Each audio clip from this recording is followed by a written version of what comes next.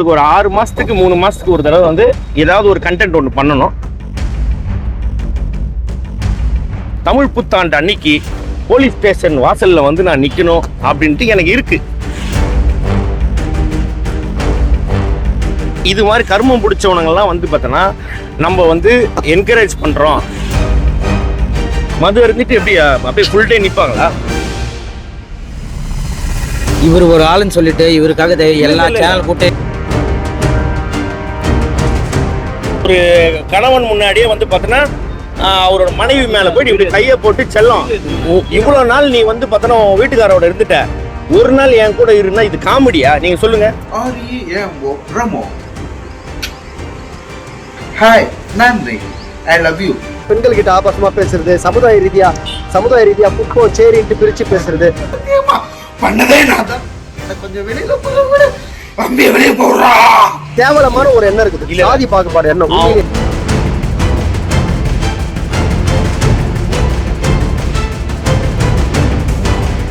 அம்மா பத்தி பொண்டாட்டி பத்தி தப்பா பேசிருக்கான். எப்படிங்க நீங்க அதை வந்து? ஆனா என்ன நடந்தது அப்படின்னா, இப்போ வந்து நீங்க உங்க ஃபேமிலியோட இருக்கிறீங்க, வெளியில எங்கேயோ போறீங்க, மனைவியோட இருக்கிறீங்கன்னு வைங்களேன். அந்த சமயத்துல உங்கள் கூட இருக்கிறவங்கள பத்தியோ இல்ல கூட வந்த பெண்கள் பத்தியோ யாராவது வந்து தவறாகவோ இல்ல வந்து ஒரு கேலி கிண்டலாகவோ இல்ல ஆபாசமாகவோ பேசினா நீங்க என்ன பண்ணுவீங்க? கேள்வி கேட்பீங்க, ஏன்டா அது மாதிரி பண்ற அப்படின்ட்டு. அது மாதிரி அவர் வந்து ஒரு சில விஷயங்கள் பண்ணாரு. அதுக்கு வந்து பார்த்தீங்கன்னா சேனல் வந்து என்ன பண்ணாங்கன்னா, தம்பி நீ வெளில போயிடு அப்படின்னு சொல்லிட்டாங்க. ஏற்கனவே அவர் வந்து அண்டா ஷோக்கு வந்தாரு. அங்க வந்த பாண்டியன் ஸ்டோர்ஸ் ஹீரோயின், அதுக்கப்புறம் மெயின் கேரக்டர்லாம் வந்து பார்த்தீங்கன்னா ரொம்ப ஒரு மாதிரி இழிவா வந்து பார்த்தீங்கன்னா முகம் சொல்லிக்கிற மாதிரி ஏதோ ஒன்று பேசிட்டாரு. அப்போ அவங்க போகும்போது வந்து கம்ப்ளைண்ட் பண்ணதுக்கப்புறம் நீங்க நல்லா பாருங்க, அண்டா ஷோல 2 வாரம், அதாவது 4 வாரம் வந்திருப்பாரு. அதாவது ஒரு நாளைக்கு 2 எபிசோடு எடுப்பாரு. 2 நாள் வந்தாரு. அடுத்த வாரத்துல இருந்து அவர் வரல. அப்பல இருந்து அவர் என்ன நினைச்சிருக்கிறாருன்னா, நான் தான் அவரை வந்து வேலையை விட்டு தூக்கிட்டேன் அப்படின்னு நினைச்சிருக்காரு. நேற்று நடந்ததுல வந்து என்ன அப்படின்னு பார்த்தோன்னா, இவர்கள் வந்து பார்த்தோன்னா இது மாதிரியான விஷயம் பண்றான் அப்படின்னோடனே சில பேர் வந்து கேள்வி கேட்டாங்க. அதனால வந்து பார்த்தோன்னா புகழுக்கு பொறாம, வினோத் வந்து ஏற்கனவே வந்து பார்த்தோன்னா எனக்கு என் மேல ஏற்கனவே அவருக்கு வந்து பொறாம வந்து இது அப்படின்ற ஒரு விஷயத்த வந்து அலிகேஷன் வந்து அவர் வைக்கிறாரு. இது வந்து பார்த்தோன்னா அவருக்கு ஒரு 6 மாசத்துக்கு 3 மாசத்துக்கு ஒரு தடவை வந்து ஏதாவது ஒரு கண்டென்ட் ஒன்று பண்ணணும். அது அவருக்கு ஃப்ரீயா கிடைக்கணும். இப்போ தமிழ் புத்தாண்டு அன்னைக்கு போலீஸ் ஸ்டேஷன் வாசல்ல வந்து நான் நிக்கணும் அப்படின்ட்டு எனக்கு இருக்கு. ஏன்னா இது மாதிரி கர்மம் பிடிச்சவனங்கள்லாம் வந்து பார்த்தோன்னா நம்ம வந்து என்கரேஜ் பண்ணுறோம் அப்படின்றது வந்து பார்த்தோன்னா எனக்கு தோணுது. மற்றவங்களுக்கு தோணுனா எனக்கு வந்து சந்தோஷமா இருக்கும்னு நினைக்கிறேன். அவ்வளோதான் சார். இல்லை சார், நீங்கள் வந்து மது அருந்திட்டு அவர் தாக்குனதா சொல்லி குற்றச்சாட்டு வைக்கிறாரு. அதுக்கு என்ன வரீங்க? இல்லை, நான் ஒன்று கேட்குறேன். நீங்கள் மது அருந்திட்டு நீங்கள் வேலைக்கு போவீங்களா? உங்கள் தொழிலுக்கு உண்மையாக இருப்பீங்களா? நான் ஒரு நாளைக்கு 18 மணி நேரம் நிற்பேன். மது இருந்துட்டு எப்படி அப்படியே ஃபுல் டே நிப்பாங்களா? இல்லங்க, நீங்க கேட்கும் போது எனக்கு கோவம் வருதுங்க. இல்ல நான் ஜென்ரலா நான் சொல்றேன். அவன் சொல்றான்னா அதை வந்து பார்த்தா நீங்க கேக்குறீங்களே, அதுதான் நான் இப்பதாங்க நான் சொன்னேன். அவனை மதிக்காதீங்கன்னு நான் சொல்றேன். அவருக்கு நாங்க மதிக்கல சார். தொடர்ந்து அவர் எல்லா சேனல்லையும் அதே தான் பேட்டி கொடுத்துருக்காரு. இல்ல பிரதர், என்ன பதில் சொல்ல விரும்புறீங்க? இல்ல நான் அப்படித்தான் பேசுறேன். நான் அப்படித்தான் பேசுறேன். இல்ல சார், எந்த சேனலுமே கூட்டு தயவு செய்து அவர் வந்து எதுவுமே எடுக்காதீங்கன்ற. இவர் ஒரு ஆளுன்னு சொல்லிட்டு இவருக்காக எல்லா சேனல் கூட்டு நீங்க எனக்கு வந்து அதுதான் சொல்றேன். மீடியா யாரும் எடுக்கிறது இல்ல சார். மெயின் ஸ்ட்ரீம் மீடியா யாரும் எடுக்கிறது இல்ல. இல்ல, இப்ப போயிட்டு நிறைய மீடியால போயிட்டு உட்காந்து பேசிட்டு இருக்காப்ல. நம்ம யாரும் பிரஸ் யாரும் எடுக்கிறது இல்ல. இப்ப விட்டுட்டீங்க. யூடியூப் சேனல் எல்லாம் மறுபடியும் எடுக்கிறாங்க. ஸோ அதெல்லாம் தவிர்க்கணும். ஏன்னா எவ்வளவு பேர் கஷ்டப்பட்டு வரவங்க நிறைய பேர் இருக்காங்க. நீங்களும் நிறைய பேர் பாக்குறீங்க. எவ்வளவு பேர் கண்டென்ட் வந்து ஒரு மக்களுக்கு வந்து நல்ல விஷயமா போய் சேருது. இந்த கண்டென்ட் பண்ணா யாருக்குமே முக சொல்லி வரலன்னு சொல்லி நிறைய பேர் கண்டென்ட் பண்றாங்க. அவங்களுக்கு எல்லாம் வாய்ப்பு கொடுங்கன்றோம். நாங்க வந்து இப்போ ஒன்றும் இல்லை, ஆட்டோக்காரன் சேனல் சொல்ற பசங்க கருவாடு கம்பெனி ஆரம்பிச்சிருக்காங்க. முந்தா நேரத்து போனேன். காலையில் 6 மணி ஃப்ளைட்டு பிடிச்சி போய் அந்த பசங்களை வாழ்த்திட்டு மறுபடியும் 6 மணி ஃப்ளைட் பிடிச்சி வரேன். எனக்கு நான் ஷூட்டை முடிச்சு நான் ஓடிட்டு வரேன்.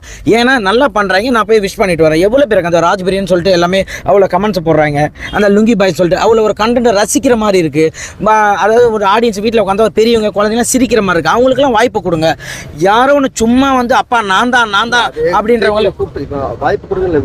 விஜய் டிவி கூப்பிட்டு தப்புன்னு ஒத்துக்கிட்டாங்க. இல்லை, அதான் ஒத்துக்கிட்டாங்க. அவங்களே ஒத்துக்கிட்டாங்க. இதுக்கப்புறம் அந்த மாதிரி யாருமே அந்த மாதிரி வாய்ப்பு கொடுக்காதீங்க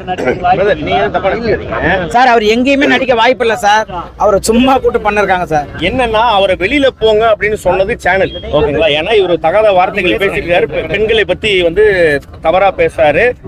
ஒரு கணவன் முன்னாடியே வந்து பார்த்தோன்னா அவரோட மனைவி மேல போயிட்டு இப்படி கையை போட்டு செல்லம் இவ்வளவு நாள் நீ வந்து பார்த்தனா வீட்டுக்காரோட இருந்துட்ட, ஒரு நாள் என் கூட இருந்தா இது காமெடியா? நீங்க சொல்லுங்க. யாருக்கா இருந்தாலும் கோவம் வரும். ஏன்னா நாங்க அத்தனை வருஷம் பழகி இருக்கோம். பின்னாடி டேபிள்ல இருக்கேன். அவங்க ஹஸ்பண்ட் கிட்ட சொல்றாரு, இவ்வளவு நாள் சாரி அவங்க கிட்ட சொல்றாரு, இவ்வளவு நாள் நீ அவங்க கிட்ட இருந்துட்ட, ஒரு நாள் என் கூட இருக்கட்டன்றாரு.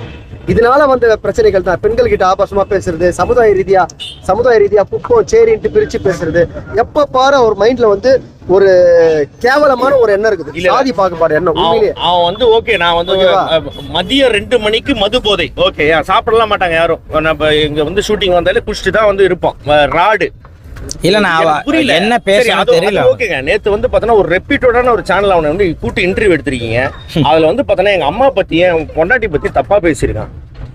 எப்படிங்க நீங்க அதை வந்து போடுறீங்க? நீங்க முதல்ல தயவுசெய்து இன்டர்வியூ எடுத்து அந்த மாதிரி என்ன விஷயம் நடந்திருக்கு அப்படி கிடையாது, என்ன விஷயம் நடந்திருக்கு தீர விசாரிச்சுட்டு போடணும்.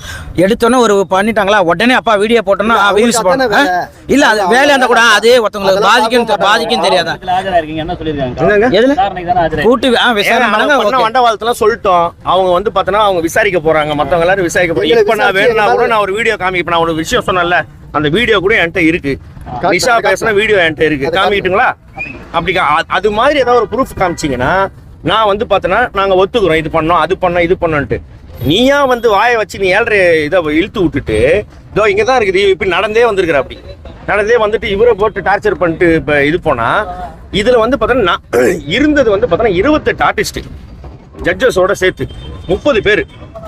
அவனுக்கு ஞாபகம் இருக்கு 4 பேர் தான்.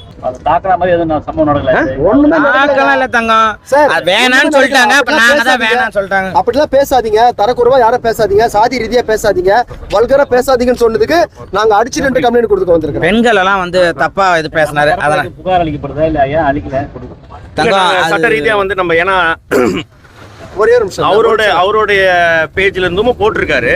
அவரு டெலீட் பண்ணாலும் சரி, அவர் பேசுறது நிறைய இடத்துல இருக்கு இல்லையா, அது நம்மகிட்ட வீடியோ ரெக்கார்டா நாங்க ஏன் வந்து எடுப்போம். அவரு நாங்க குடுக்கணும்னு அவர் காத்துட்டு இருக்காரு. இது பெருசாகும், அவர் ஃபெமிலியர் ஆகணும் அப்படின்றதுக்காக இதெல்லாம் கண்டுக்காத விட்டுன்னு தான் நாங்க விட்டோம். இல்லைன்னா நாங்க கொடுத்து சாதி ரீதியா பேசுறாருன்னு சொல்லி பெரிய பிரச்சனை ஆகிருக்கலாம். ஏன்னா அவரை நம்மளே வளர்த்து விடுற மாதிரி ஆயிடும். அவரை பத்தி ஊருக்கே தெரியும். அப்படியே நாங்க ஸ்டாப் பண்ணிட்டோம், அவ்வளவுதான். சட்ட ரீதியா நாங்க கண்டிப்பா, ஏன்னா அவர் வீடியோ பேசுறது ரெக்கார்டா இருக்கு. அவர் எப்பங்க வளர்ந்தாரு? அவர் எப்ப வளர்ந்தாரு? அவர் வளர்ச்சி யாருக்கு பிடிக்கல? என்ன வளர்ந்துட்டாரு அவரு? எதுல வளர்ந்தாரு அவரு? எத்தனை வருஷமா ஃபீல்டுல இருக்காரு அவரு? அவரோட டேலண்ட் எல்லாம் நீங்க அவரோட கொஞ்சம் இல்ல நீங்க கேக்குறது அவரோட வளர்ச்சி பிடிக்கல. அவர் வளர்ந்தாதானே சார் வளர்ச்சி பிடிக்கும். அப்படியா? ஆமாங்க ஐயா, யாருமே வந்து யாரோட உருவத்தையும் நம்ம இது பண்ண வேணாம். அவருக்கு அவர் அழகா இருக்கட்டும், அவங்க வீட்டுல அம்மாவுக்கு அவர் அழகு, அவங்க அப்பா அழகு இருக்கட்டும். அவர் என்னன்னா அவர் அது பேர் என்ன இன்டெலிஜென்ட் சொல்லிட்டு ஒரு விஷயம் பண்றாரு. அது ரொம்ப தப்பு. நாங்க சரி வேண்டாம் இது வேணாம், அவரா போய் கொடுத்தாரு போனாரு, அவரா போயிடுவாரு. சரி ஏன்னா நாளைக்கு மதுரை காசு இல்லை, அதனால அவர் போயிடுவாருன்னு நினைச்சோம். அவர் போற மாதிரி தெரியல. சும்மா வந்து நான் தான் நடிப்பறக்கன்னு சொல்லிட்டு தேவையில்ல அது ஒரு விஷயம் சொல்லிட்டு ஃபேமஸ் ஆகுது. அது சொல்றோம், அது வேற இருக்கா? சரி